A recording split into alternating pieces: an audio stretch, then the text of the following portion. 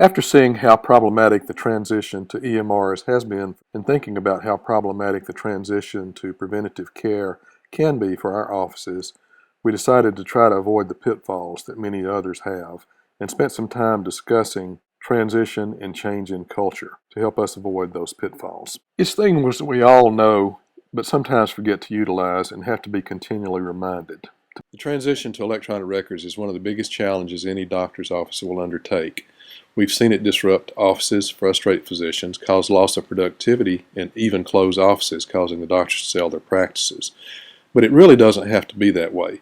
With proper preparation, it can be an energizing and invigorating experience, but that requires thought and preparation. What are the benefits of planning? It can result in a new sense of pride and energy in the office, setting the stage for accepting other challenges, and there'll be plenty of those in this new future, and excelling in those challenges. It increases workplace happiness. That's probably the most important. Who wants to work in an unhappy place? Helps you to maintain good employees, decreasing your turnover, training costs, and ultimately your profit margin. So we resorted to lessons learned from Deming's work on quality improvement initiatives. Culture is a pattern of beliefs and expectations shared by the organization's members. The beliefs and expectations produce norms that powerfully shape the behavior of individuals and groups, giving you more time to focus on other things. Dr. Martin Luther King said it best. If you want to move people, it has to be towards a vision that is positive for them and taps important values that get something done that they desire and is presented in a compelling way that they feel inspired to follow. First of all, let's look at some of the aspects of that. Control is the knowledge that someone who cares is paying close attention. Most learning is based on observing what happens to someone else, and the best incentive is approval and recognition, publicly and privately. Also remember, people resist being changed rather than the change itself. Organizations learn how to change and adapt during the change process and come out better for it if done constructively. Remember, people support what they create. Change is threatening when done to us, but exciting when done by us. When people feel powerless, they behave in territorial ways.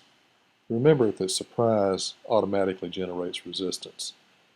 You've heard it said, shock people to get them to change cultures. You shock them with the need to change, but not with the changes themselves. Let them evolve those. Start out with baby steps, and be sure and let people preserve face. Don't put down old ways. Simply recognize that this is a new and challenging time, and we need to make changes.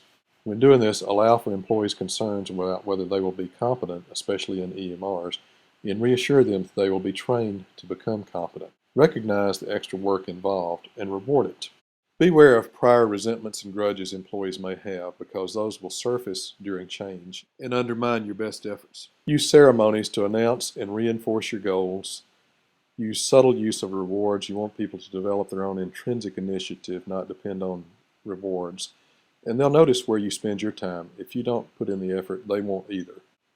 So in summary, prepare. Share the information on the need to change.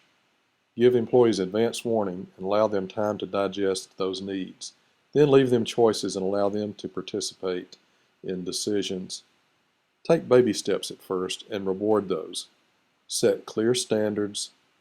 Demonstrate your own commitment to the change, and use positive reinforcement. Publicly recognize successful changers and their success, and avoid creating losers.